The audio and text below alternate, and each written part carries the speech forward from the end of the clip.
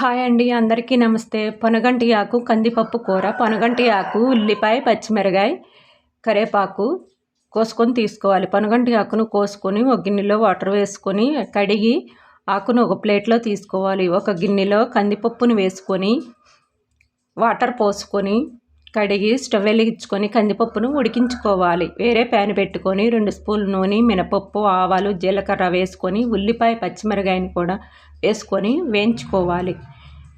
పొనగంటి ఆకును కూడా వేసుకొని బాగా నూనెలో మగ్గించుకోవాలి. చిన్న స్పూను పసుపు, 1 స్పూను సాల్ట్ వేసుకొని కందిపప్పులో వాటర్ను పోసుకొని ఆకును ఉడికించుకోవాలి.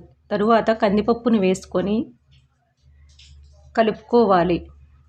2 స్పూన్లు కారం వేసుకోవాలి. పొనగంటి ఆకు కందిపప్పు కూర అండి. ఇది కళ్ళకి చాలా మంచిదంటండి. ఈ వీడియో నచ్చితే లైక్